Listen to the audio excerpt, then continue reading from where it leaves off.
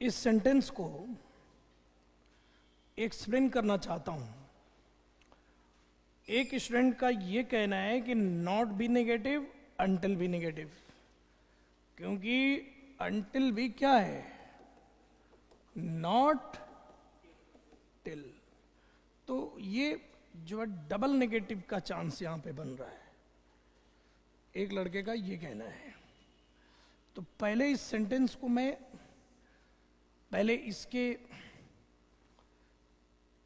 Original form में लिखता हूं। सेंटेंस क्या है कि not until we had reach the top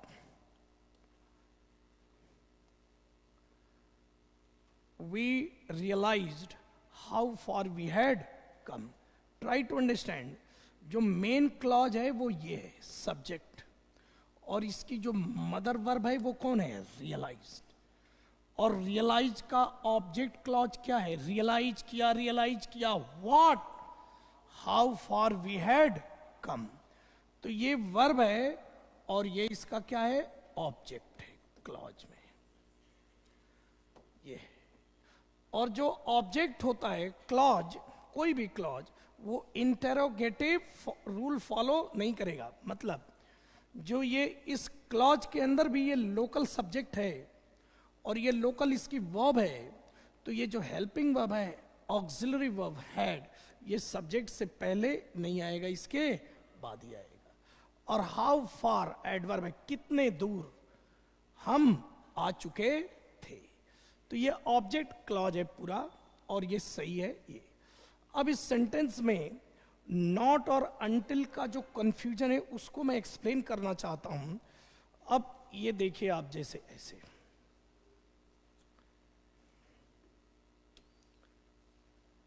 until, not को हटा दो, अंटिल वी क्या है, had reached the top, top है, until we had reached the top, until we had reached the क्या है, top।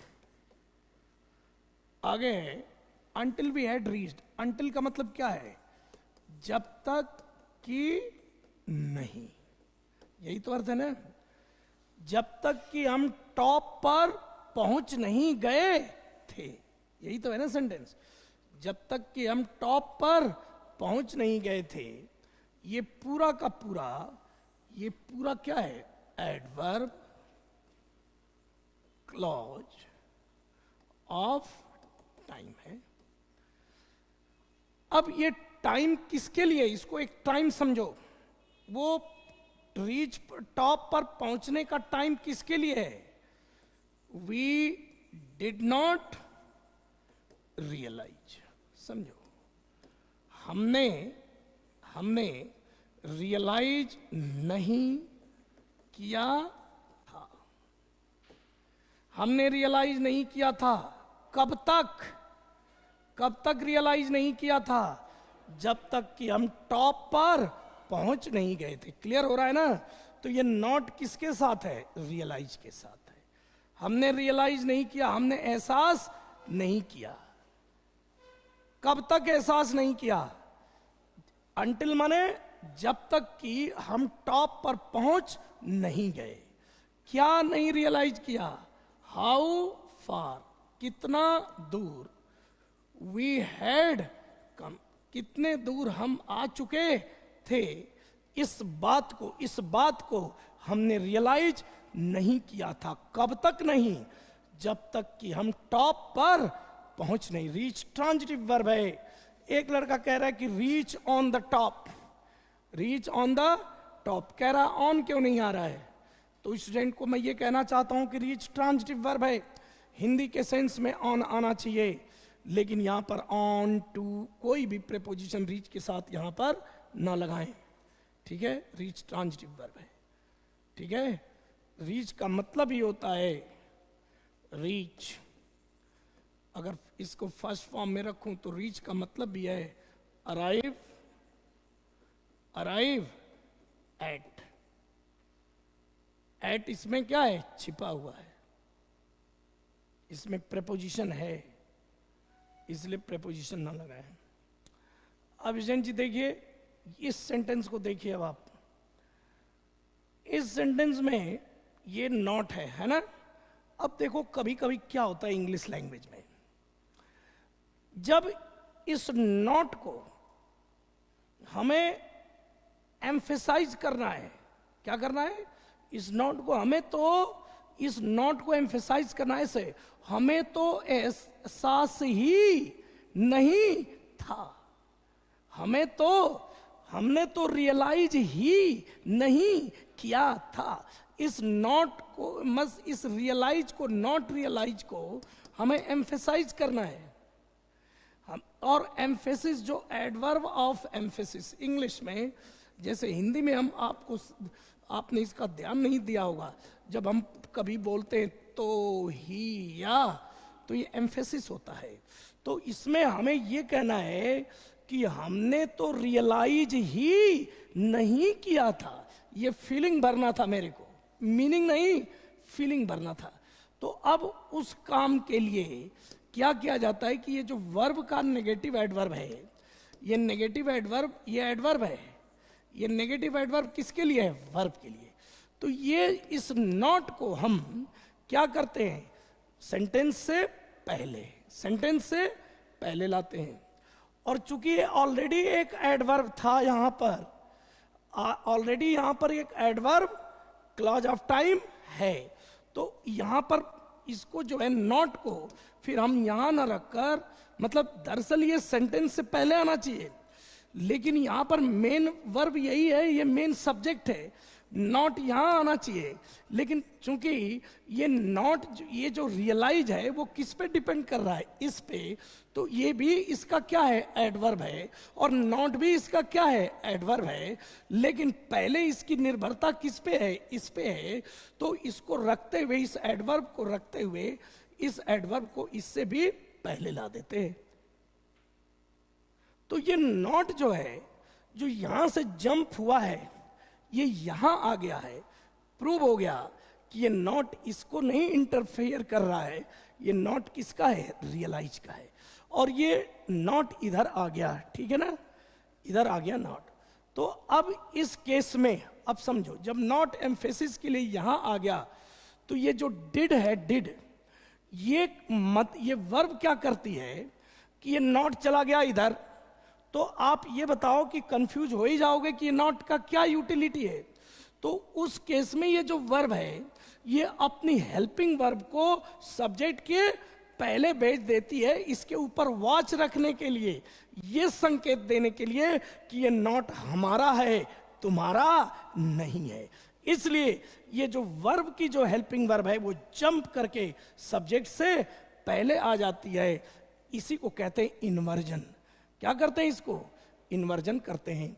तो not until we had reach the top did we, अब ये डिड आ गया, तो वर्ब की फर्स्ट फॉर्म आ जाएगा।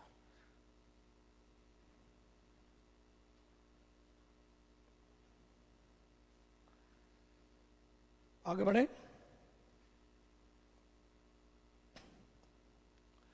तो यहां पर एरर जो है, यहां देखो, डिड वी रियलाइज, यहां डिड आएगा। क्यों कि टॉप तो ऑब्जेक्ट है किसका, रीच का, और रीच वर्ब है किसका, वी का, और ये सब अंटिल के साथ मिलकर एडवर्ब क्लॉज ऑफ टाइम। तो यहां तक तो एडवर्ब क्लॉज ऑफ टाइम है, और जो सब्जेक्ट है, जो मेन सब्जेक्ट वर्ब है, वी रियलाइज्ड, तो इसकी जो डिड है वो कहां आएगी, यहां आएगी, और ये फर्स्ट फॉर्म बनेगा। और नॉट यहां क्यों आया है, एम्फेसिस के लिए आया, और इसका अर्थ है हमने तो रियलाइज ही नहीं किया था। इसलिए ये खेल होता है। अगर तुम चाहो इसमें ऐसा इफेक्ट नहीं डालना है, तो इसको सिंपल डिजाइन पसंद करो, ये हटा दो और सिंपल डिजाइन हो जाएगी, वी डिड नॉट, ये सिंपल डिजाइन। और इसमें स्टाइल भरना है लैंग्वेज में, नॉट को इधर लाओ, स्टाइल क्या है, एम्फेसाइज कर रहा है, तो ही और भी, बस second sentence. Veda are great. अब देखो, समझो भाइयों बहनों सेंटेंस को, सेंटेंस की स्ट्रक्चर सबसे पहले ये जो मेन सब्जेक्ट क्या है, ये है, और फाउंड इसकी मेन जो एक्चुअल वर्ब है, मदर वर्ब है इस सेंटेंस की पूरी, और वी फाउंड किसको, ग्रुप को, तो ये मेन क्लॉज मतलब मेन सेंटेंस, मेन सेंटेंस कौन है, यही है। वी फाउंड हमने पाया, द ग्रुप, अब ग्रुप को पाया, किस अवस्था में पाया, फील्ड विथ ब्रोकन, ग्रुप है कि क्या है, सॉरी ग्राउंड है, सॉरी, हमने ग्राउंड को पाया, किस अवस्था में पाया, फिल्ड विथ ब्रोकन ग्लासेस। ये फिल्ड विथ ब्रोकन ग्लासेस, ये पूरा इस ग्राउंड को क्या कर रहा है, क्वालिफाई कर रहा है। द ग्राउंड, ये इसका क्या है, एडजेक्टिव है, ये एडजेक्टिव फ्रेज है, ये एडजेक्टिव फ्रेज है, इस ग्राउंड की विशेषता बता रहा है। मैं इस सेंटेंस को और अच्छे से छोटा करके बताता हूं। We found the ground, we found the ground, देखो हमने ग्राउंड को पाया, क्या है, ब्यूटीफुल, तो इसका मतलब क्या है, हमने ग्राउंड को पाया, क्या पाया, ब्यूटीफुल। रुक जाओ, वी से वी रिजेक्ट कर दो, फाउंड से फाउंड रिजेक्ट कर दो, तो ग्राउंड से ग्राउंड रिजेक्ट हो गया, तो ब्यूटीफुल किसको ब्यूटीफुल कह रहा है, ग्राउंड को। तो ठीक उसी तरह filled with broken glasses is equivalent to beautiful. जिस तरह ब्यूटीफुल सिंगल वर्ड का एडजेक्टिव ग्राउंड के लिए है, उसी तरह फील्ड विथ ब्रोकन ग्लासेस ये फ्रेज है, ये ग्राउंड को क्या कर रहा है, क्वालिफाई कर रहा है। ठीक है, तो ये तो गलत नहीं है, क्योंकि ब्रोकन, फील्ड विथ ब्रोकन, टूटे हुए कांचों से भरा हुआ, किसको पाया, ग्राउंड को। सही है ये। अब यहां पर ये तो हो गया, तो ये अब ये कह रहा हूं मैं कि we found the ground filled with broken glasses. अब जब हमने ग्राउंड में गए, मान लो खेलने गए और देख रहे हैं वहां तो कांच ही कांच, तो जब हमने ग्राउंड को ब्रोकन ग्लासेस से भरा हुआ पाया, तो हम इसलिए इसलिए जरा इस सेंटेंस, ये छोड़ो इसको, इसके इफेक्ट को देखो। हमने ग्राउंड को कैसा पाया, टूटे हुए कांचों से भरा हुआ पाया। तो हम खेलने गए थे, तो बताओ कि नाराज होंगे कि नहीं होंगे, तो माने इसलिए, इसलिए वी वर, बोलो, वी वर अननॉयड, इसलिए हम क्या थे, नाराज थे, हो सकता है ना। और क्या हो सकता है, so we had annoyance, we had annoyance, ये भी हो सकता था। हैड का मतलब यहां पर फीलिंग रखना का, और अननॉयंस क्या है, ऑब्जेक्ट, ये इसकी वर्ब, ये इसकी ऑब्जेक्ट, ये एडजेक्टिव है, तो एडजेक्टिव जो है वर्ब का यूज कर रही है, और ऑब्जेक्ट क्या ले रहा है, हैड। अब ये इसका क्या है, रिजल्ट है। ग्राउंड को हमने पाया, तो इसलिए हम क्या हुए, नाराज हुए, है कि नहीं है। अब इस एडवर्ब क्लॉज को, अब इस क्लॉज को हम किस में चेंज कर सकते हैं, फ्रेज में। किस में कर सकते हैं, ध्यान दो दोस्तों, सो क्या है, कंजंक्शन है। कंजंक्शन को क्या चाहिए, एक सब्जेक्ट और वर्ब वगैरह चाहिए, सब्जेक्ट और वर्ब वगैरह चाहिए। अब एक बात करो, अगर कभी सो को चेंज करना है फ्रेज में, तो इस सो के जगह क्या लिख देते हैं, टू। बोलो क्या लिखते हैं, टू लिखते हैं। ये टू का मतलब ये इसका रिजल्ट, परिणाम बता रहा है। क्या बता रहा है, परिणाम। सो इसलिए अब टू प्रेपोजिशन है, थोड़ा साइंटिफिक बनो यहां। सो कंजंक्शन था, और टू क्या है, प्रेपोजिशन। तो कंजंक्शन को क्या चाहिए, सेंटेंस, और प्रेपोजिशन को क्या चाहिए, ऑब्जेक्ट।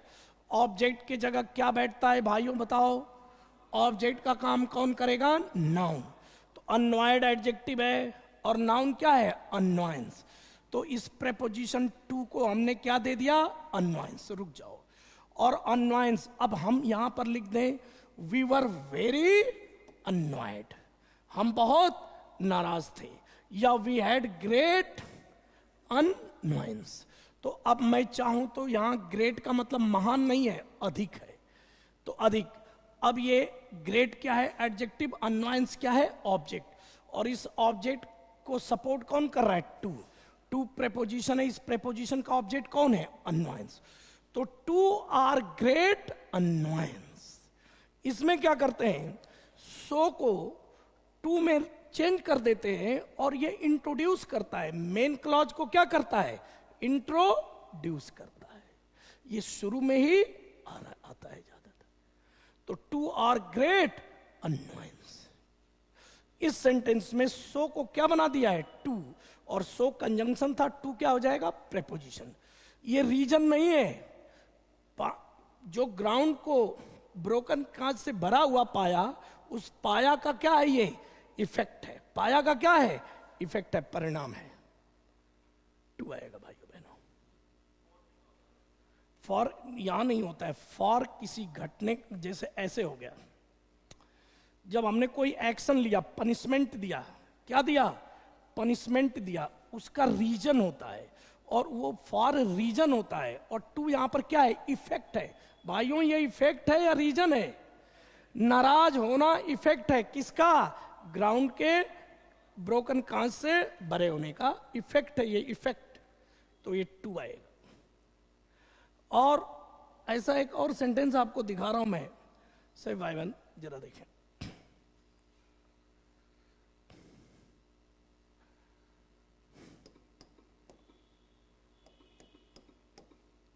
चाग्रिन, आगे वर्ड आया है, इसका मतलब भी वही है, अननॉयंस, डिसअपॉइंटेड या अननॉयड। तो अननॉयड का नाउन क्या बनेगा?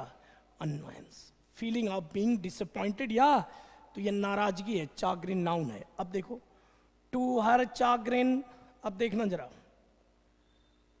नाइदर ऑफ हर सन्स, उसके दोनों बेटों में से एक भी नहीं।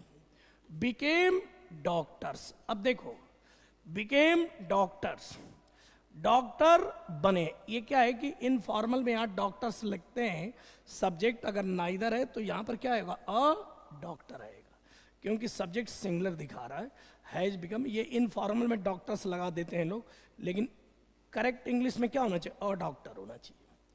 तो देखो, neither of her sons became a doctor. अब देखो, आप समझो भाइयों, उसके दोनों बेटों में से कोई डॉक्टर नहीं बना, कोई डॉक्टर नहीं बना, इसलिए वो क्या थी? नाराज थी या निराश थी? गलत है क्या? ये सो है कि नहीं है? अब इस सो को लगाओ यहां पे, सो लगा दिया। अब हर को सब्जेक्ट बनेगा तो क्या बनाओगे? शी। अब शी वॉज चाग्रिन्ड, ईडी एडजेक्टिव भी होता है ये। शी वॉज चाग्रिन्ड, वह क्या थी? नाराज थी। अब इस सो को क्या बना दिया? टू। टू क्या है? प्रेपोजिशन। प्रेपोजिशन को क्या चाहिए? नाउन। चाग्रिन क्या है? नाउन। और ये भी बताओ कि वो चाग्रिन किससे रिलेटेड था? शी से। तो शी तो यहां सब्जेक्ट है, लेकिन नाउन का ये पजेसिव डिटर्मिनर बनाकर हर बना के रख दो। इंफॉर्मेशन लॉस नहीं हुआ, लेकिन हमने इसको चेंज कर दिया, छोटा पड़ता है। चलो, यही सब सीखना है। आइए अगला सवाल। तो यहां पे टू की जगह क्या आ जाएगा? Next, I can recommend him without qualification.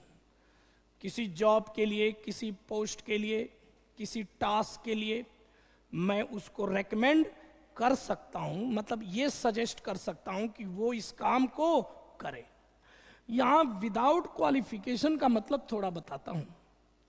यहां क्वालिफिकेशन का मतलब वो वाला क्वालिफिकेशन नहीं है जो आप कोई एबिलिटी डेवलप करते हैं, स्किल डेवलप करते हैं। ये विदाउट क्वालिफिकेशन का मतलब विदाउट कंडीशन, बेशर्त, बिना शर्त मैं उसको रेकमेंड करता हूं। अर्थात कोई इफ एंड बट बिना इफ और बट लगाए, बिना किंतु और परंतु किए मैं उसको रेकमेंड करता हूं। इसका मतलब बिना किंतु या परंतु, विदाउट इफ्स एंड बट्स। तो इसलिए यहां पर विदाउट क्वालिफिकेशन को ध्यान रखना कि ये एडवर्ब फ्रेज है और ये रेकमेंडेड, तो I can recommend him without qualification. इसका मतलब है बिना शर्त या बिना इफ्स एंड बट्स, बिना किंतु एंड परंतु, इफ्स एंड बट्स। तो यहां पर इसका मतलब है विदाउट इफ्स एंड बट्स, बिना किंतु परंतु किए, बिना किसी हेजिटेशन के मैं उसको रेकमेंड करता हूं। अब कमेंड का मतलब तो क्या होता है? प्रेज ही होता है। और सजेस्ट, यहां पर सजेस्ट, उसके नाम को मैं सजेस्ट कर रहा हूं, उसके नाम को मैं सजेस्ट कर रहा हूं। कई लड़कों ने सजेस्ट लिखा, तो सजेस्ट यहां पर पर्सन, मतलब इसको नहीं सजेस्ट कर रहा हूं, मतलब इस पर्सन को सुझाव नहीं दे रहा हूं, इसका नाम, हिम यहां पर क्या है? नाम है, कि मैं उसके नाम को सजेस्ट कर रहा हूं। तो ग्रामेटिकली एक लड़का कह रहा है सजेस्ट, यहां टू यहां नहीं लेगा। जब हम किसी को सलाह देते हैं तो सजेस्ट टू हिम, लेकिन मैं उसके नाम को सजेस्ट कर रहा हूं किसी और को, मैं सजेस्ट किसी और को कर रहा हूं, मेरी सलाह कोई और सुन रहा है, हिम नहीं सुन रहा है, इस सजेशन को हिम नहीं सुन रहा है, बल्कि हिम कोई डॉक्टर है, कोई कैंडिडेट है, और मैं उस कैंडिडेट के नाम को सजेस्ट कर रहा हूं। तो यहां हिम जो है ये आपके सजेशन का रेसिपिएंट नहीं है, बल्कि ये हिम जो है इसके नाम को आप क्या कर रहे हैं? सजेस्ट। तो सजेस्ट गलत नहीं था, लेकिन ऐसे केस में रेकमेंड को क्या करेंगे? मैं बताऊं, suggest plus commend is equal to recommend.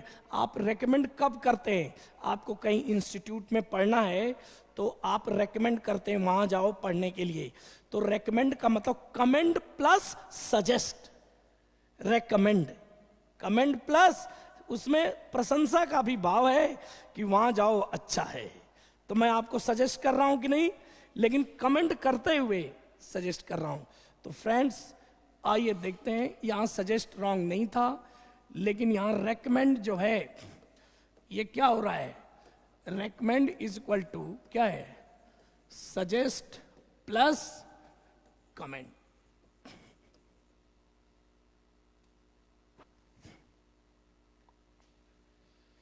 कभी कभी क्या होता है कि जो एक ही वर्ड, एक वर्ड दो वर्डों की फीलिंग को समाई होती है, दोनों सिनोनिम होते हैं, लेकिन माइन्यूट डिफरेंस होकर के ऑप्शन बना के साथ आ जाते हैं।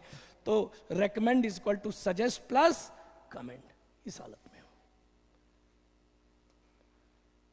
ठीक है भाइयों, आगे आ जाओ।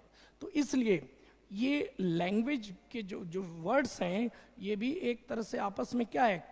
इनकी केमिस्ट्री होती है। वर्ड्स की क्या होती है? केमिस्ट्री। हर ट्रू फीलिंग्स मैनिफेस्टेड, मतलब वर एक्सप्रेस्ड, गेट एक्सप्रेस। मैनिफेस्ट का मतलब है कि गॉट एक्सप्रेस्ड, प्रकट हुई, अपीयर्ड। अब यहां पर देमसेल्फ ऑब्जेक्ट दे दिया, तो अब गेट हटा दो, कि उसकी फीलिंग्स ने अपने को क्या किया? एक्सप्रेस किया।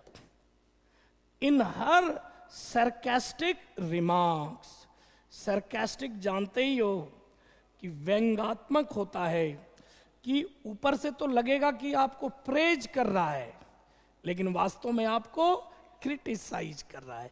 तो सरकास्टिक लगेगा प्रेज, लेकिन करेगा क्रिटिसाइज। तो सरकास्टिक रिमार्क्स, कैसा रिमार्क?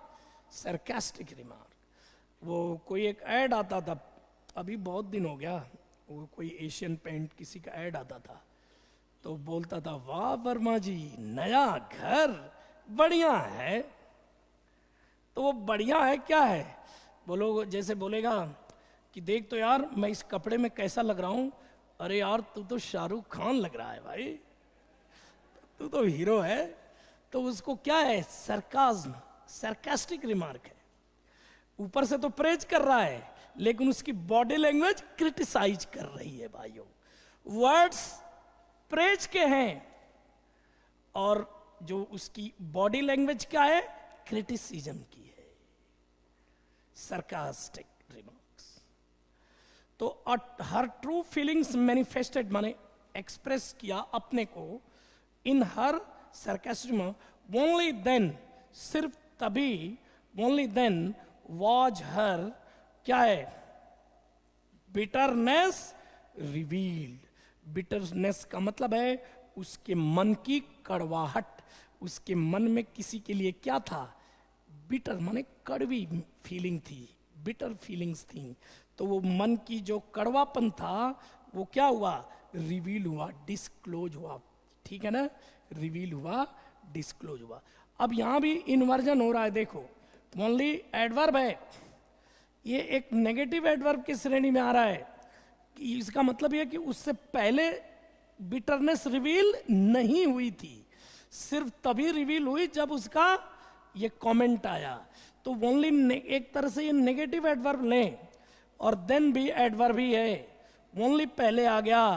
तो अब वाज हेल्पिंग वर्ब पहले और इसका सब्जेक्ट क्या है, वाज हर क्या है, बिटरनेस। स्टूडेंट भाइयों यहाँ बिटरनेस क्या है, सब्जेक्ट है और इसका वर्ब क्या है, वाज। इन्वर्जन हुआ है किसके कारण, ओनली देन, एम्फेसाइज कर रहा है।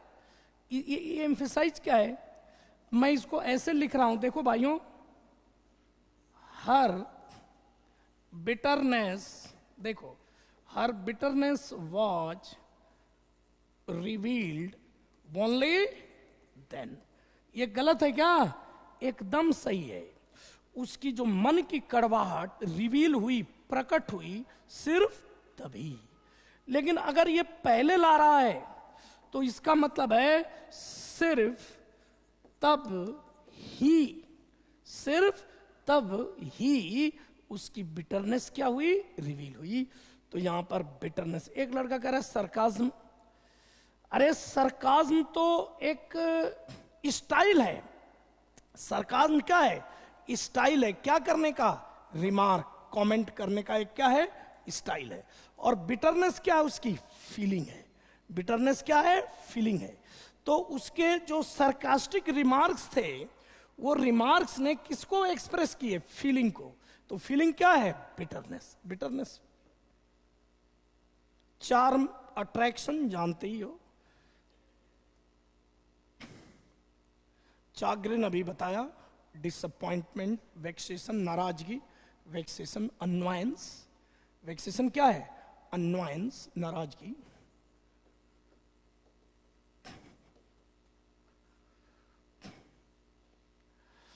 अब डिसीट क्या है, deceit,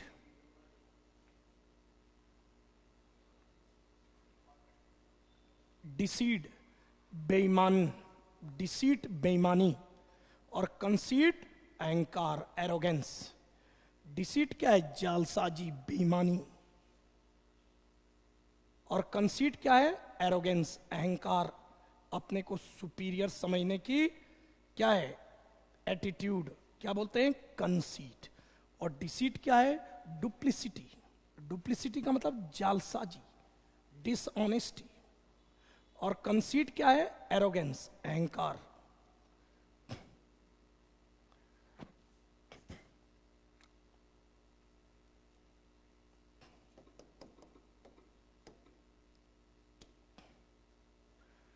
Dishonest behavior that is intended to make somebody believe something that is not true, deception, ठगी, जालसाजी, 400 BC, बेईमानी, बेईमानी, डिसीट नाउन है ना, तो तुम्हारी पेन, तुम्हारी बुक, तुम्हारी वॉट, बेईमानी, डिसीट, बेईमानी।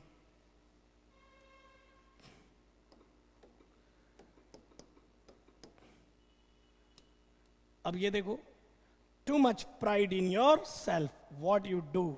An artist referred to deceive, especially one that is very clever or tries to be very clever but does not succeed.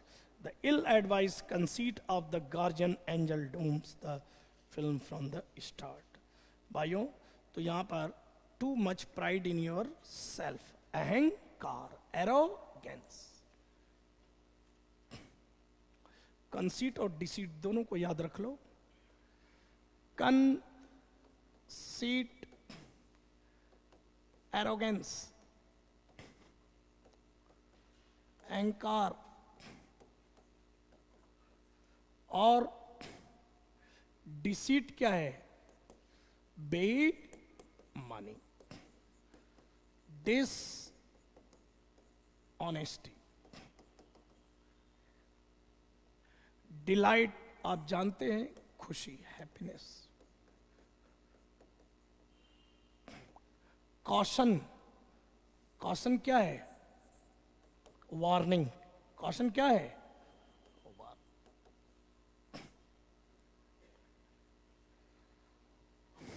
और प्रिकॉशन क्या है? सावधानी. कॉशन वार्निंग है, प्रिकॉशन क्या है? सावधानी है.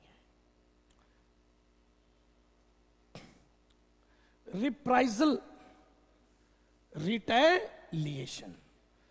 रिटेलिएशन, जब सर्जिकल स्ट्राइक किया भारत ने, तो पाकिस्तान ने रिटेलिएशन की सोची और F-16 के 24 पैकेज भारत की तरफ आए.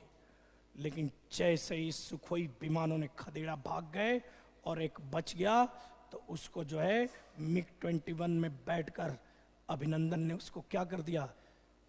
फाइट कर करके गिरा दिया. तो ये क्या है? पाकिस्तान ने जो करने की कोशिश की वो क्या थी? रिटेलिएशन, जवाबी attack. Attack in response, an attack in response, जवाब में, जवाबी हमला. इसको क्या बोलते हैं? जवाबी हमला.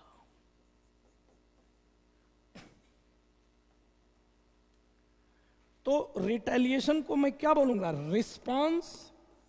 मैं रिटेलिएशन को अगर लिखूं मीनिंग तो कैसे लिखूंगा बताओ? तो रिटेलिएशन की मीनिंग कैसे लिखूंगा भाइयों बताओ?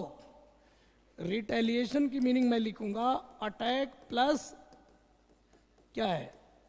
रिस क्या है? अब नाउन है ना, तो अटैक नाउन है, तो रिस्पॉन्स भी क्या है? नाउन. जवाब देने के लिए हमला करते हैं, वो क्या होता है? रिटेलिएशन. और उसी का सिनोनिम क्या है? रिप्राइजल. रिप्राइजल. और एक होता है रेट्रीब्यूशन.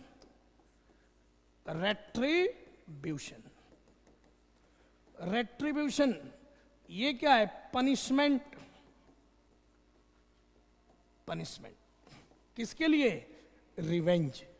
किसके लिए? रिवेंज के लिए. सॉरी.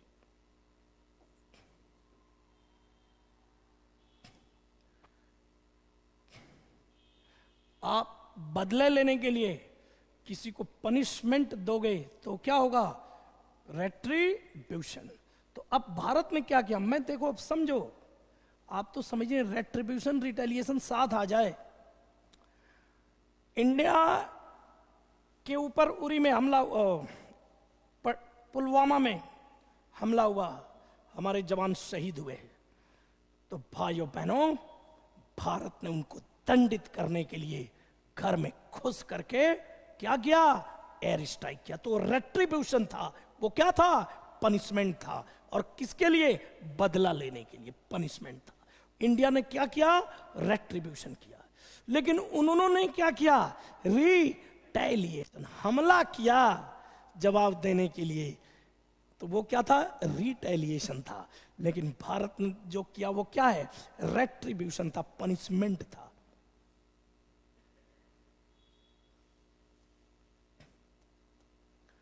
डिनायल, इनकार. Reluctance, unwillingness. अनविलिंगनेस, अनिच्छा. अब आ जाओ अनइक्विवोकल. देखो, इक्वी, इक्वी माने जानते हो बराबर, सेम। वोकल बोलना, बोलने वाला। इक्वी वोकल रिमार्क, रिमार्क का मतलब क्या है? टिप्पणी। अब उसकी टिप्पणी कैसी थी? इक्विवोकल थी। अब देखो, किसी मैटर में आप अपना स्टैंड क्लियर नहीं करना चाहते, तो दोनों पक्षों को खुश करने के लिए आपका रिमार्क कैसा होगा? इक्विवोकल। जो कश्मीर के नेता हैं कुछ, तो कैसे रिमार्क देते हैं? इक्विवोकल। इक्विवोकल का मतलब उनकी कुछ बातें तो ऐसी लग रही वो पाकिस्तान की तरफदारी कर रहे हैं, और कुछ बातें ऐसी, वही कमेंट, उसी कमेंट में कुछ वर्ड ऐसे रहते हैं जो लगता है इंडिया की भले की बात कर रहे हैं, और कुछ वर्ड ऐसे रहते हैं जो पाकिस्तान के भले की बात कर रहे हैं। तो ऐसा क्या होगा बोलो? Equivocal remark. इक्वी का मतलब समझ रहा है कि दो म्यूचुअली कंट्राडिक्टिंग रिमार्क एक दूसरे के क्या है? अपोजिट रिमार्क दे रहा है। एम्बिगुअस भी बोल सकते हैं।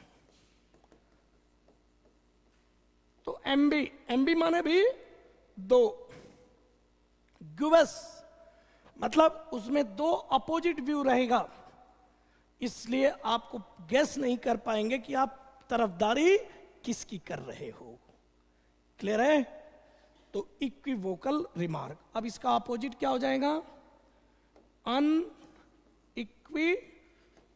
अब इसका अपोजिट हो गया, तो अनइक्विवोकल रिमार्क का मतलब क्या होगा बोलो? तो ये पूरी तरह क्या था? क्लियर था कि आप किसी एक के फेवर में, किसी एक के अगेंस्ट में।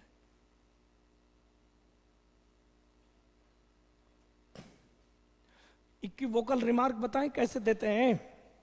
देखो, इक्विवोकल रिमार्क। अजय नेता जी बताइए, पुलवामा हमले पे अभी जो है, पुलवामा हमला जो हुआ, तो भारत को क्या करना चाहिए? तो अब देखो इक्विवोकल कैसे बोलेगा? बोलेगा कि ये खून खराबा रुकना चाहिए, बात करनी चाहिए। खून खराबा रुकना चाहिए, बात करनी चाहिए। अब देखो, खून खराबा का जवाब बात करना तो नहीं हो सकता है, और बात करेंगे किससे? इंसान से बात करेंगे या जानवर से? जानवर से भी बात कर सकते हैं, हैवान से नहीं कर सकते। तो अब इसमें जो ये कहेगा कि हमें खून खराबा रुकना चाहिए, बात करना चाहिए, वो ये कहना चाह रहा है खून खराबा रुके तो ये हमारे लिए अच्छी बात, और बात करना चाहिए पाकिस्तानी, क्योंकि उन्होंने हत्या भी करवाए, और उनसे जाके बात भी करो। तो इक्विवोकल देख लिया, हो गया कि नहीं? खून खराबा रुकना चाहिए, बात करनी चाहिए। तो खून खराबा इंडिया के फेवर की बात, और बात करना पाकिस्तानियों के फेवर की बात। तो इक्विवोकल रिमार्क हुआ कि नहीं हुआ? यही होता है। और अनइक्विवोकल क्या है? अनइक्विवोकल क्या है? कि ये टेररिज्म को रोकने के लिए सख्त से सख्त कार्रवाई हो, इतनी सख्त कार्रवाई हो कि पाकिस्तान कांप जाए। तो ये क्या है? अनइक्विवोकल, एक तरफ की बात है।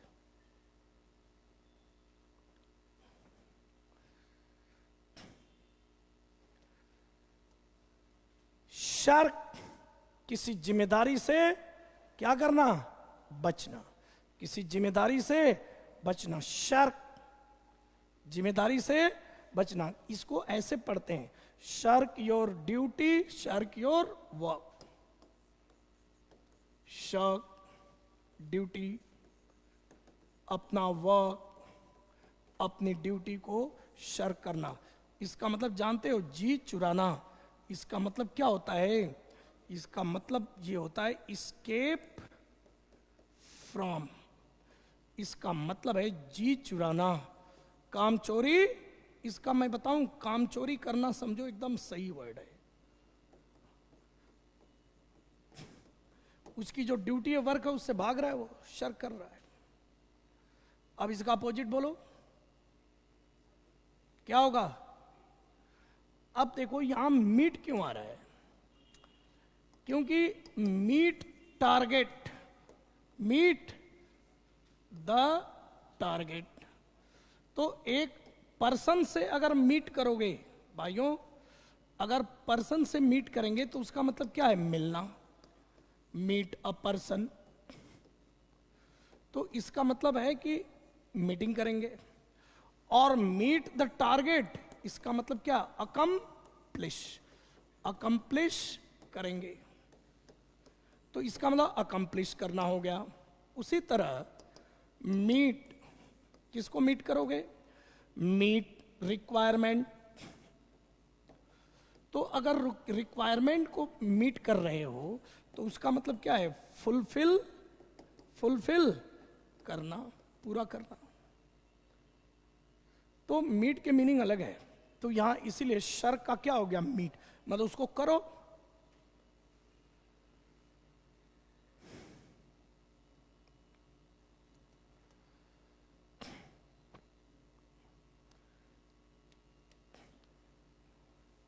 क्रीप माने जानते हो ना क्या होता है, ऐसे क्रीपिंग, क्रीप करती है कोई चीज, रेंगना, क्रीपिंग क्या होता है, रेंगना है, क्रीप माने लंगड़ा ना।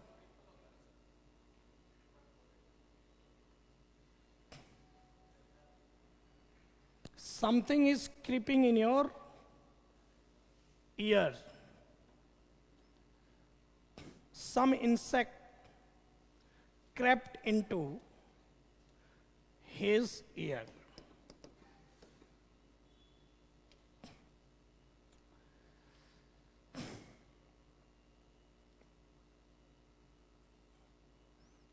To move slowly, quietly and carefully, because you don't want to be seen or heard. I crept up the stairs. I heard someone creeping. अब देखो, move with your body, else crawl.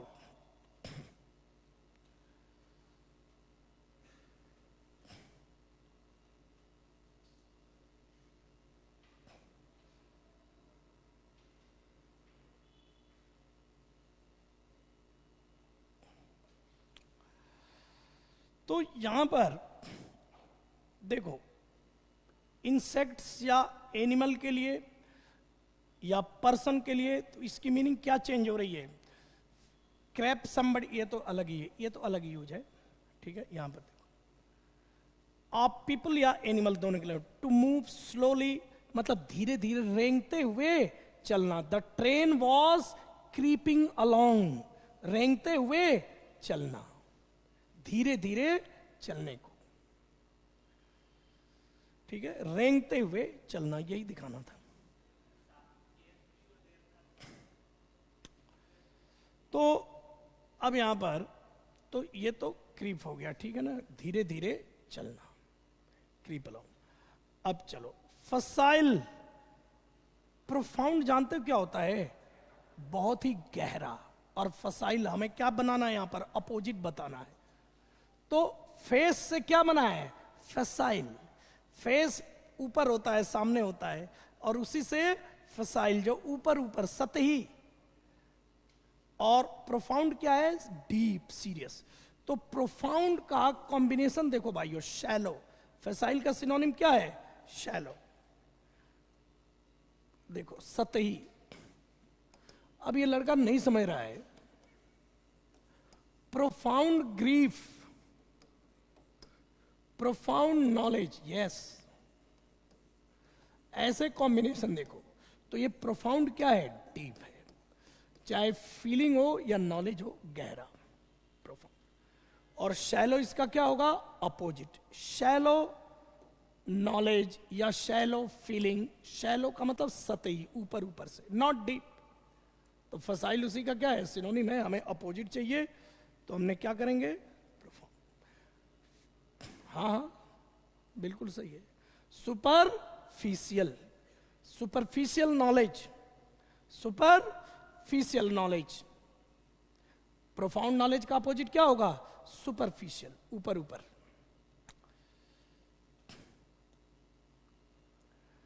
A cold fish, ठंडी मछली क्या करेगी यार, जब English language में अगर कोल्ड बोलें, शोइंग कोल्ड शोल्डर, तो इसका मतलब किसी के प्रति अनफ्रेंडली एटीट्यूड रखना। और जो कूल होता है वो पॉजिटिव माना जाता है, और कोल्ड क्या होता है, नेगेटिव सेंस में यूज होता है। वार्म भी क्या होता है? Positive sense. Warm welcome, warm reception या कोल्ड रिसेप्शन?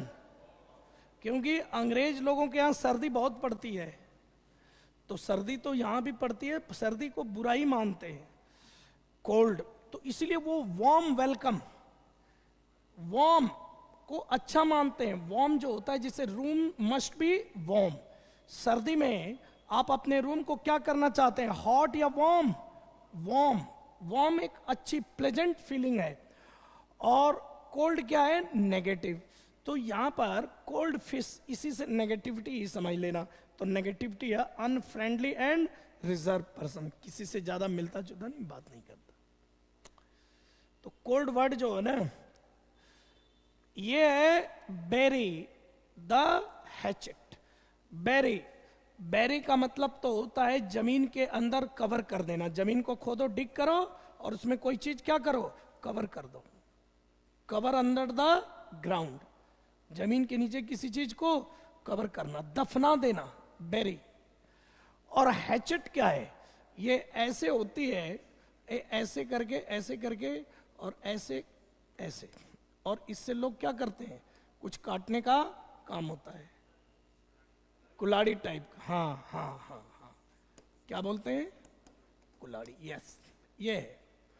तो लोगों ने कुल्हाड़ी ले ली हाथ में, मैं तेरे को मारूंगा, तुम मेरे को मारेगा, मैं तेरे को मारूंगा। आपस में क्या हो गई?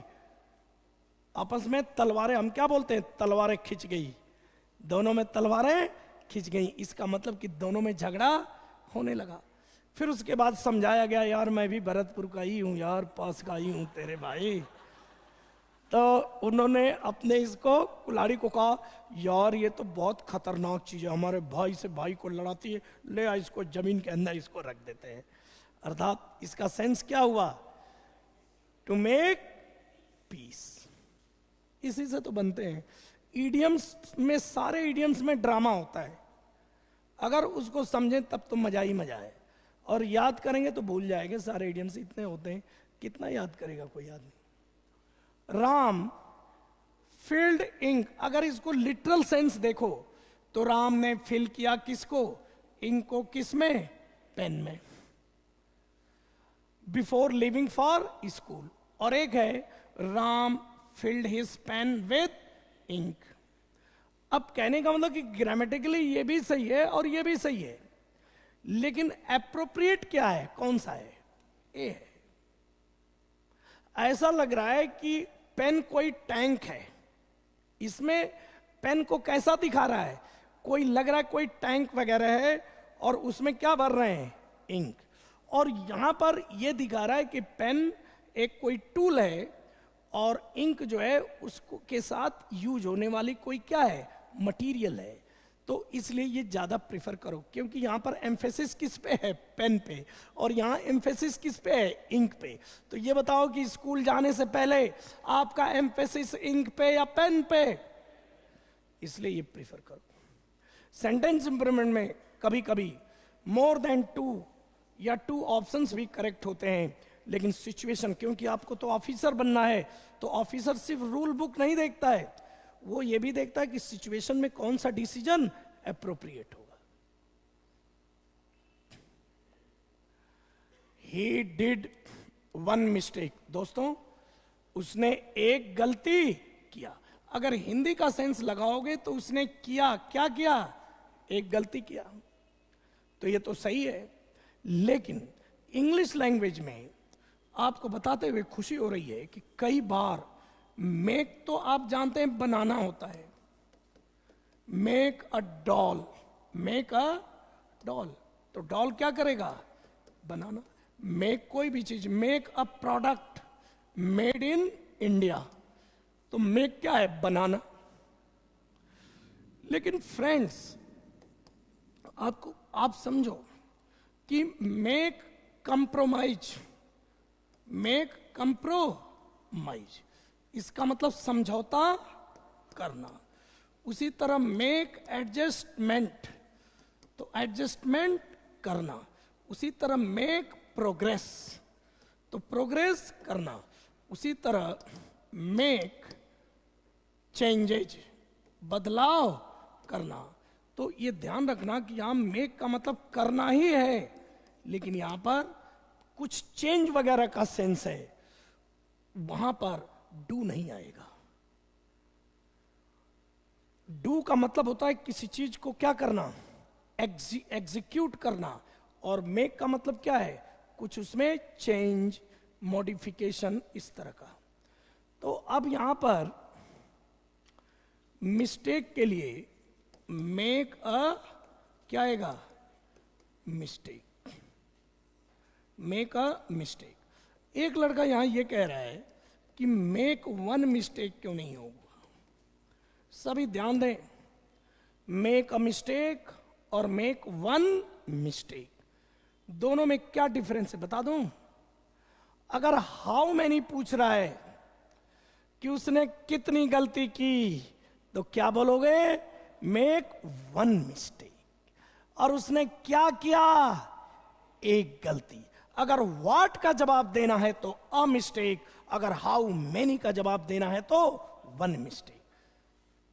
ठीक है, इस सेंटेंस में यहां पर व्हाट का जवाब है in the dictation test today. अच्छा ठीक है, उसने डिक्टेशन टेस्ट में क्या किया, एक गलती किया।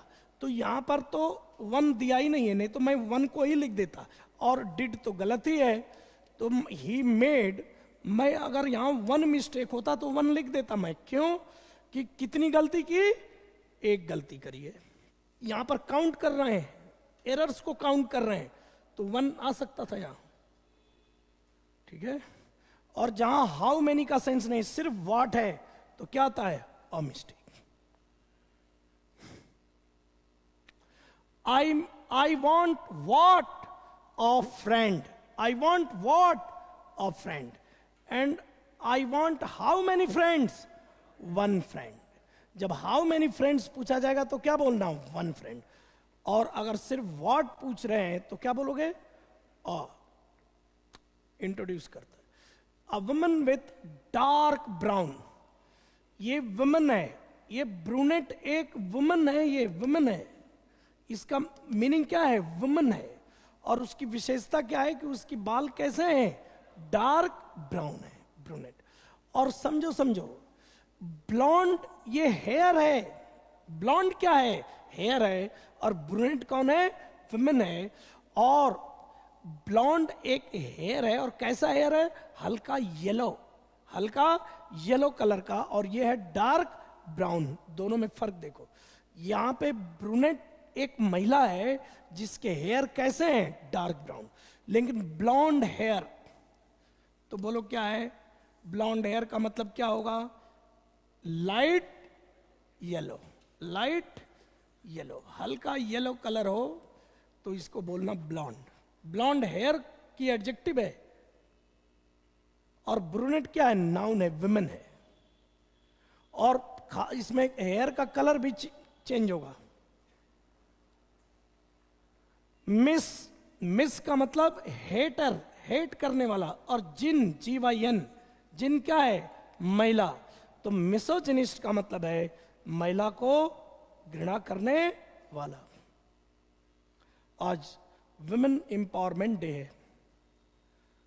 वुमेन्स एम्पावरमेंट डे पे सभी गर्ल्स, वुमेन, सभी को हमारी शुभकामनाएं। लेकिन मैं कहता हूं ये तो अंग्रेजों ने ये मनाया है, इसका मतलब नहीं है कि अंग्रेज है इसलिए हम विरोध कर रहे हैं। 9 दिन का नवरात्र मनाया जाता है, और 2 बार मनाया जाता है, और दोनों में नारी शक्ति की पूजा की जाती है ना। क्योंकि पावर, एम्पावरमेंट किससे बना है, पावर, पावर क्या है, नाउन है, और इम्पावर, इम्पावर क्या है, ट्रांजिटिव वर्ब है। इसका मतलब है किसी को इम्पावर करना, किसी को अधिकार देना, किसी को अधिकार देना। कैसा, इकोनॉमिक, सोशल, हर तरह का। अब इसी का एक और नाउन क्या बन गया, एम्पावरमेंट, सशक्तिकरण। अब देखो, सशक्तिकरण, भाइयों सशक्तिकरण है तो आप देखो कि नवरात्र में भी शक्ति का उपासना होता है, शक्ति, नारी शक्ति, दुर्गा, उसको गॉड के रूप में शक्ति। और उस समय गर्ल्स को, कन्याओं को बुलाकर खिलाते हैं, उनको उपहार देते हैं, उनका नमस्कार करते हैं, प्रणाम करते हैं उनको। और उस देश में हालत क्या है कि जन्म से पहले ही उनको मारो। तो वुमेन एम्पावरमेंट डे अंग्रेजों के लिए ये स्पेशल है। हम तो 18 दिन, 9 दिन और 9 दिन, 18 दिन उनकी पूजा करते हैं, लेकिन उससे हुआ क्या कि जन्म से पहले ही उनको मार देते हैं। तो ये एक हमारे अपने लोगों के एटीट्यूड पे एक बहुत बड़ा क्या है, ये एक बहुत बड़ा एक तमाचा है। It's an irony. ये क्या है? आयरनी है कि हम वुमेन को, हम जो है हिस्टोरिकली और कल्चरली बोले, कल्चरली तो हम बहुत रेस्पेक्ट दिखाते हैं, फॉर्मल ओकेजन पे भी रेस्पेक्ट दिखाते हैं। राम जी से पहले सीता जी को बोला गया, कृष्ण जी से पहले राधा जी को बोला गया, लेकिन जो हम अपने प्रैक्टिकल और पर्सनल लाइफ में महिलाओं को वो रेस्पेक्ट नहीं दे पाए। और दूसरी बात मेरा ये है कि कौन होते हैं पुरुष सशक्तिकरण करने वाले? महिलाओं को एजुकेशन दो, उनको अपॉर्चुनिटी दो, वो खुद डिसाइड कर लेंगी कि उनको क्या करना है। पुरुष सिर्फ जो है उनको क्या करे? फ्रीडम दे। स्वामी विवेकानंद 100 साल से पहले कह दिए थे, जब तक पुरुष महिला को रक्षा के नाम पर उसको अपने परछाई के आसपास घुमाता रहेगा, उसकी बिचारी वैसे की वैसे अबला ही रहती है। एक तरफ तो दुर्गा जी को शक्ति के रूप में पूजा और नारी को अबला बोल दिया, अबला ही बनाए, परछाई। तो पुरुषों की परछाई जब तक महिला पे रहेगी, महिला रूपी ट्री बड़ा नहीं होगा, वो येलो ही रहेगा। और जब तक पुरुषों का साया हटेगा वो खुद सशक्तिकरण होगी। आज देखो जितनी महिलाएं, मैं नाम नहीं लेना चाहता, पॉलिटिकली या किसी भी फील्ड में, रानी लक्ष्मीबाई से ले लो उदाहरण, या मीराबाई का ले लो उदाहरण, या आज पॉलिटिक्स में ले लो उदाहरण। जब उनके अनफॉर्चुनेटली या कोइंसिडेंटली पुरुष का साया जब हट गया उनसे, तो उनका असली शक्ति देखा लोगों ने। अनफॉर्चुनेटली या कोइंसिडेंटली जब उन्होंने अकेले उनको फ्रीडम दिया, अभी देखो उत्तर प्रदेश, वेस्ट बंगाल, महिलाएं जब उनको फ्रीडम मिला तो पुरुषों से भी ज्यादा पावरफुल लीडर बन के दिखा दिया। तमिलनाडु दिखा दिया, अभी राजस्थान में भी कुछ महीने पहले थी लेकिन मेरा ये कहने का मतलब है कि पुरुष जो है महिला को गलत फहमी में रखता, मैं तेरी रक्षा करूंगा। अरे अब तो पुरुष को महिला की रक्षा की जरूरत पड़ने वाली है भाइयों बहनों।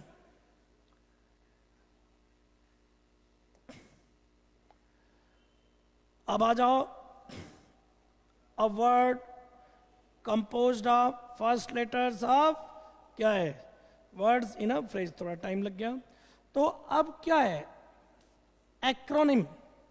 जैसे दे दिया है PM, तो P for prime, MM for minister. तो ये क्या है? एक्रोनिम है। सिनोनिम आप जानते हैं।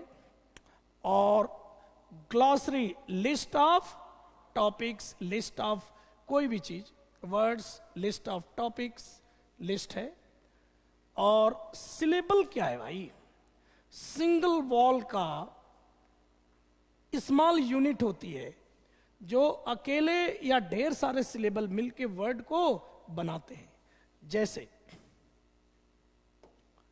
देखो, इन क्या है? सेक्ट। तो आई एक सिलेबल ले लो, इसको एक वॉल ले लो, तो क्या है? इन। और यहां भी एक है तो सेक्ट। ये 2 सिलेबल हैं इसमें। तो ये सिलेबल नंबर 1 और ये क्या है? Syllable number 2। तो ये सिलेबल होते हैं सिंगल वॉवल के, किसी वर्ड के जो पार्ट होते हैं उसके साथ और कॉन्सोनेंट आएंगे। ये इन एक है और सेक्ट। देखो यहां पर ई, यहां पर ई आए, तो 2 क्या हो गए? ये सिलेबल हो गए। Which one of the following words is spelling तो आप चेक करोगे। And the victims are likely to be, ये क्या है भाई? Water is radically altering and affecting political boundaries all over the world between as well as within, देशों के भीतर भी और देशों के बीच भी। तो ये वाटर, यहां पर आप खुद देख लो कि ये फर्स्ट टॉपिक यही होना चाहिए, फर्स्ट जो स्टेटमेंट यही है, ये टॉपिक की शुरुआत है, वाटर के ऊपर कुछ कहने जा रहा है। और देखो किसी में भी एस से सेंटेंस स्टार्ट नहीं हुआ है, मुझे कुछ करना ही नहीं था, यही होगा एस। अब इन इंडिया, अब इंडिया क्या बता रहा है कि water conflicts are likely to worsen, और हालत खराब होगी before they begin to be resolve किए जाएंगे, उससे पहले अभी और ज्यादा हालत खराब होने की जरूरत है। ठीक है, क्यों? फिर कह रहा है एंड द विक्टिम्स, ये एंड का मतलब है कि इस स्टेटमेंट में, इस आर क्यू स्टेटमेंट में इसको क्या करो, ऐड कर दो, क्यू पी, और लास्ट बचा till then they pose a, क्या है, सिग्निफिकेंट थ्रेट। भाइयों इस वर्ड को याद करो, पोज अ थ्रेट, इसका मतलब है कि खतरा उत्पन्न करना। Pose a threat, pose a threat कभी भी आ सकता है एग्जाम में, कि फ्यूचर में वो खतरा उत्पन्न कर सकता है, ये कह रहा है। Likely to cause, pose a threat, likely to cause, pose a threat, pose a threat. Threat यहां पर क्या है? फ्यूचर क्या है? डेंजर। बोलो ये क्या है? फ्यूचर, भविष्य में कोई खतरा हो वो थ्रेट है। और पोज मतलब वो खतरा हमारे लिए पोज कर रहा है, मतलब दिखा रहा है कि वो खतरा आ सकता है। यहां पोज का मतलब क्या है? Present.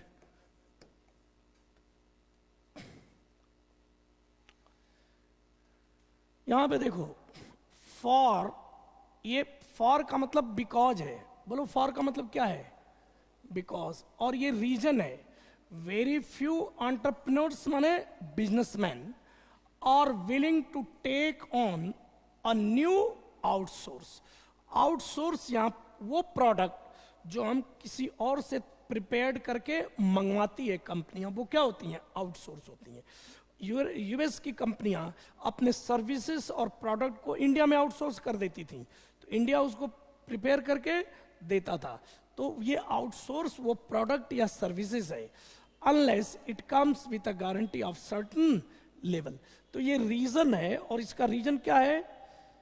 Despite being the dominant partner in the relationship, the outsourcer does not always have all the advantage. अब देखो मैं आउटसोर्सर हूं, अमेरिका आउटसोर्सर है, और हम क्या है? आउटसोर्स ही हैं। उसने आउटसोर्स किया मतलब उसने काम दिया हमको, और हम उस काम को करके फिर उसको देंगे। तो हम आउटसोर्स ही हैं, और अमेरिका क्या है? आउटसोर्सर है। तो वैसे तो आउटसोर्सर ही तो डोमिनेंट पार्टनर होगा ना, क्योंकि वही काम देता है। लेकिन कह रहा है कि हमेशा वो एडवांटेज में नहीं रहता है। अब उसी का रीजन बता रहा है कि entrepreneurs are willing to take on a new outsource unless it comes with a guarantee of a certain level. अब आउटसोर्स करके मंगवा लिया मैंने सामान, अमेरिका ने सामान मंगवा लिया इंडिया से, लेकिन वो चाहे तो सर्विस भी हो सकती है और कोई प्रोडक्ट भी। जो एंटरप्रेन्योर्स है उसको तभी लेते हैं जब उसमें गारंटी का क्या हो? जब उसमें गारंटी हो, नहीं तो नहीं लेते हैं, ये कह रहा है। तो इस कारण आउटसोर्सर को क्या हो जाता है? घाटा हो जाता है। तो मेरा काम हो गया कि ये फर्स्ट होगा, और आर के बाद क्या होना चाहिए? पी। किसी में दिया है? R P. फिर S and Q, this invariably acts as. तो ये दिस किसके लिए बोल रहा है? The trade rebars and minimum guarantee clause. ये गारंटी क्लॉज को क्या बोल रहा है यहां पर? दिस बोल रहा है।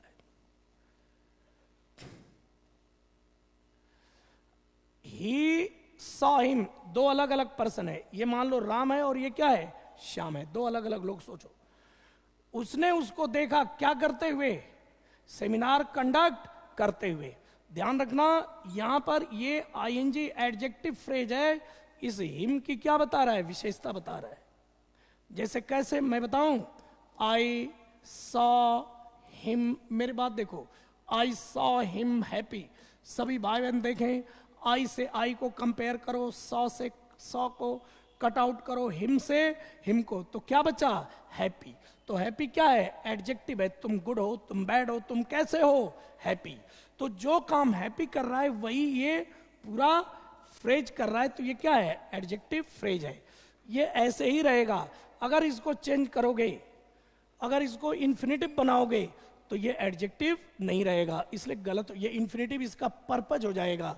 तो अब यहां पर पैसिव देखो, ही वॉज सीन बाई मी, अब टू कंडक्ट गलत हो गया, मीनिंग चेंज कर रहा है, ये गलत है।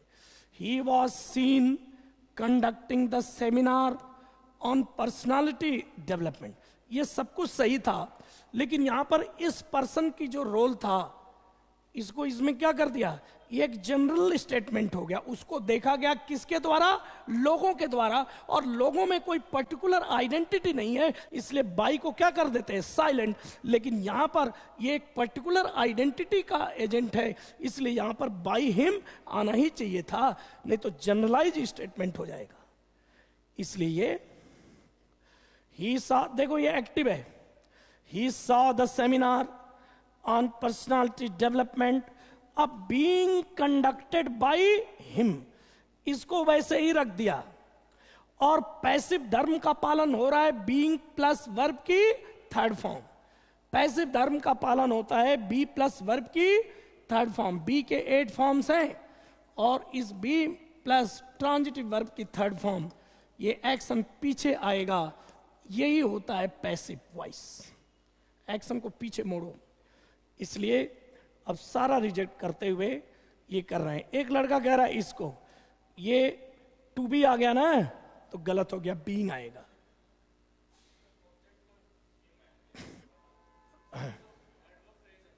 कौन, no no no no no, adjective phrase है ना। हाँ तो इसको इसलिए चेंज मत करो, इसको ऐसे ही रखने दो। किसको, हाँ कोई दिक्कत नहीं है, सेंटेंस का सेंस सही होना चाहिए। He saw the seminar on personality development, क्या है, बीइंग कंडक्टेड बाय हिम। ये लड़का ये कह रहा है कि यहां पर ऑब्जेक्ट चेंज कर दिया, इसलिए सेंस चेंज हो गया। उसने हिम को देखा और इस सेंटेंस में उसने सेमिनार को कंडक्ट करते हुए। भाइयों देखो, आप ही बताओ कि यहां पर आई रिमेंबर, एक स्टूडेंट एक थोड़ा ध्यान दो please. I remember, I remember, I remember being, I remember, रुक जाओ, I remember her, her, her being taken, सभी भाई बहन ध्यान दें, I remember her being taken to the, क्या है, being taken to the court, being taken to the hospital लिख दो। सभी ध्यान दें, जहां जहां तक आवाज, ये लड़का ये कह रहा है कि यहां पर रिमेंबर हर को कर रहे हो या ले जाने को कर रहे हो, आप ही लोग बताइए। हर को कर रहे हैं या ले जाने को, ले जाने को कर रहे हैं ना, तो कभी कभी उसी तरह हिम भी लगा सकते हो। I remember him being taken to hospital, तो यहां लग रहा है कि रिमेंबर का ऑब्जेक्ट कौन है, हिम है, लेकिन वास्तव में ऑब्जेक्ट कौन है, being taken to the hospital.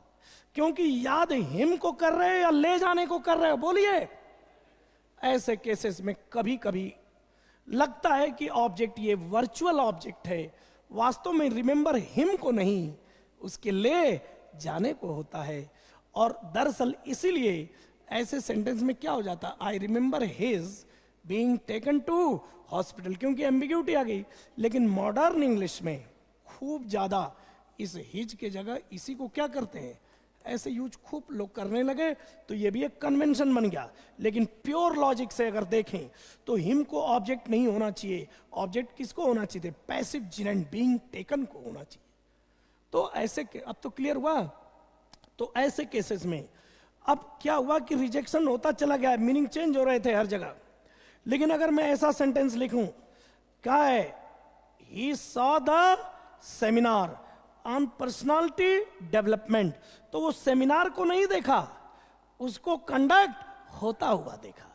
अब ये एक तरह से वर्चुअल ऑब्जेक्ट के रूप में आ गया है। भी देखो, ही वॉज सीन, उसको देखा गया, क्या करता हुआ? कंडक्ट करता हुआ। अब यहां पर ये एडजेक्टिव है, कैसे? ही वॉज सीन हैप्पी, उसको कैसे देखा गया? किस हालत में देखा गया? खुश। तो ये एडजेक्टिव फ्रेज है।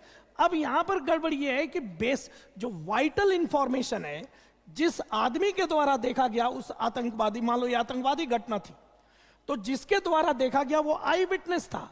आई विटनेस को हटा दोगे तो स्टेटमेंट की धज्जी उड़ जाएगी कि नहीं हो जाएगी? इसलिए आई विटनेस हट गया, इसलिए इसको हटा रहा है। तो सही इसी को प्रिफर करते। हाँ,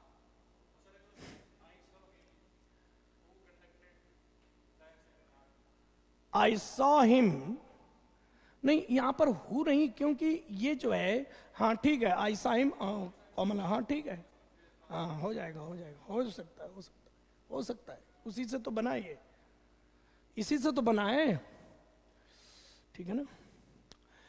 रश्मि said to me where is the telephone, Rashmi asked me. अब देखो ये ऑब्जेक्ट क्लॉज है, रुक जाइए। रश्मि ने मुझसे पूछा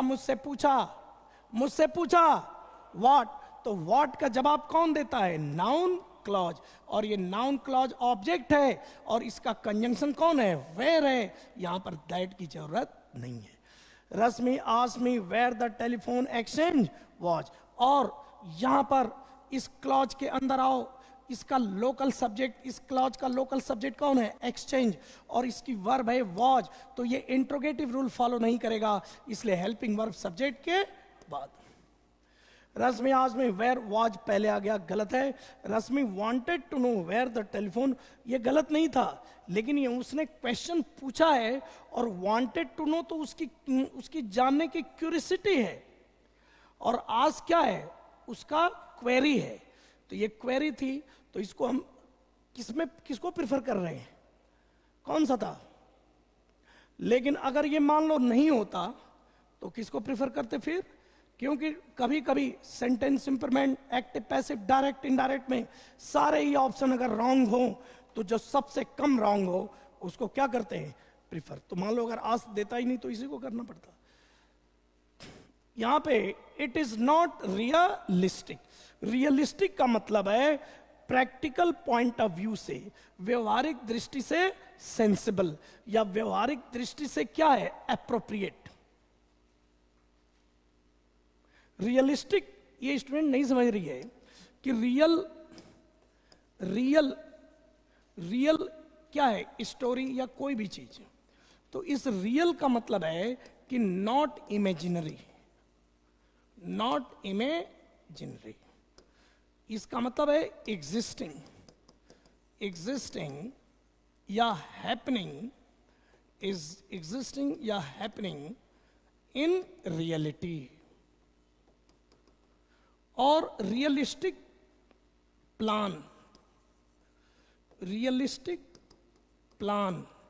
रियलिस्टिक थिंकिंग, इसका मतलब क्या है? रियलिस्टिक का मतलब है ये प्रैक्टिकली क्या है? प्रैक्टिकली क्या है?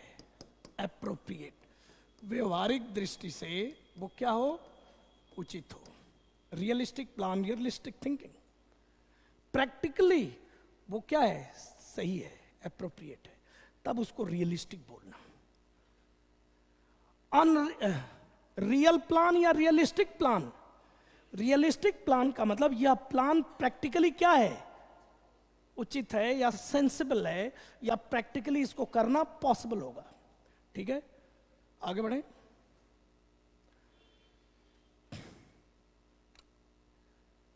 अब देखो, एज मर्मर्स चर्चा ऑफ डिस्ग्रंटल्ड लूजर्स, ये लड़का नहीं बोल रहा है, डिस्ग्रंटल्ड लूजर्स, अपसेट, एंग्री, डिससेटिस्फाइड, अपनी पार्टी से, अपने घर से अगर कोई नाराज हो जाए, या कोई डिसग्रंटल्ड एमएलएज, मैं तो याद करूंगा डिसग्रंटल्ड एमएलएज, डिसग्रंटल्ड एमएलएज, मैं तो इन्हीं से याद करूंगा। एमएलए भाई लोगों को कहाँ भेजा जाता है? रिसोर्ट में। क्यों? कुछ लोग नाराज हो जाते हैं पार्टी से, डिससेटिस्फाइड हो जाते हैं, मलाई नहीं मिलती है तो उनको नाराज, डिससेटिस्फाइड, इसलिए डिसग्रंटल एमएलएज। अब मेरे को कभी नहीं भूलेगा ये मीनिंग, समझ में आया क्या? डिसग्रंटल एमएलएज या एमपीज कोई भी हो, कि वो नाराज हैं, असंतुष्ट हैं, और हिंदी में क्या बोलते हैं? असंतुष्ट विधायकों को एक होटल में बैठाया गया, डिसग्रंटल्ड। उसी तरह डिसग्रंटल्ड वाइफ छोड़ना चाह रही है,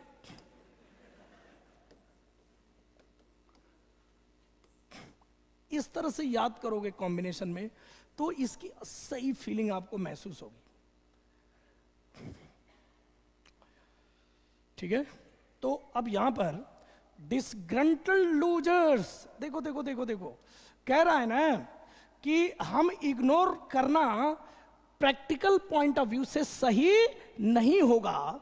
ऑल एलिगेशन, सारे आरोपों को, of booth capturing and rigging, capturing का मतलब पूरे बूथ को कैप्चर कर लेते हैं और जनता को वोट नहीं डालने देते, और रिगिंग का मतलब है कि चुनाव के प्रोसेस में जब वहां पे वोटिंग के प्रोसेस में क्या कर देते हैं? कुछ धोखाधड़ी कर देते हैं, वो रिगिंग होता है। As murmurs of disgruntled losers, जो हार जाते हैं एमएलए एमपी, वही आरोप लगाते हैं। तो कह रहा है कि बूथ कैप्चरिंग का और रिगिंग का जो आरोप है उसको सिर्फ डिसग्रंटल लूजर्स का एक मर्मर मानकर उसको इग्नोर करना प्रैक्टिकली उचित नहीं होगा, नहीं है। आगे क्या कह रहा है? हैव कम टू लाइट, अब देखो आगे क्या है? Instances, examples. इंस्टेंसेस क्या है? एग्जाम्पल। जब किसी घटना को अगर मैं एग्जाम्पल के रूप में बताने जाऊं तो क्या बन जाता है? इंस्टेंस। तो देखो मैं कैसे बता रहा हूं।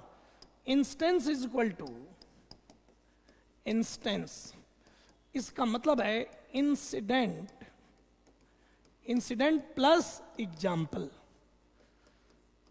इन ऐसी घटनाएं जो मिसाल, उदाहरण बनाकर कहीं उल्लेख की जाएं, वो क्या बन जाएंगी? इंस्टेंस, इंस्टेंस बन जाएंगे।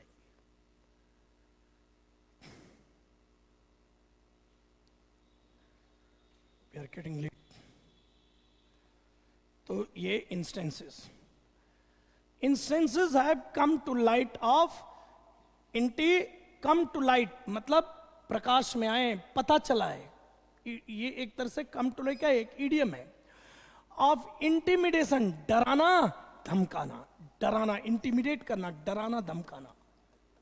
Of whole villages and communities to make them, ये पॉजिटिव वर्ब है, कराने के लिए, किनको? उनको। वोट फॉर, एक पर्टिकुलर कैंडिडेट को वोट कराने के लिए पूरे कम्युनिटी और गांव को डराने धमकाने के जो घटनाएं प्रकाश में आई हैं। एट टाइम्स का मतलब समटाइम्स, कभी कभी। इलेक्शन ऑफिशियल्स, जो इलेक्शन के जो अधिकारी होते हैं, हैव बीन 24, क्या हो जाएगा बोलो? हैव बीन क्या होगा? थ्रेटेंड, उनको कभी कभी धमकियां भी दी गई हैं, धमकाया भी गया है, धमकाया गया है। बाई अनस्क्रिप्लस, अन माने नहीं, स्क्रिप्लस, डिस ऑनेस्ट, बेईमान, बेईमान नेताओं के द्वारा, डिसऑनेस्ट। इनटू, अब उनको धमकी देकर के अब उनसे एक्शन करा रहा है। देखो इनटू आता है यहां, into turning a blind eye, मुंह मोड़ लो, आंख फेर लो, अपनी निगाह फेर लो। Turning a blind eye to, यहां टू को कभी मत भूलना, turning a blind eye to, क्या होगा, क्या है, प्रैक्टिसेस। तो क्या होगा, अनजस्ट, अनफेयर। अनजस्ट का मतलब क्या है, अनफेयर। प्रैक्टिसेस का मतलब यहां पर क्या है, एक्टिविटीज। Okay friends.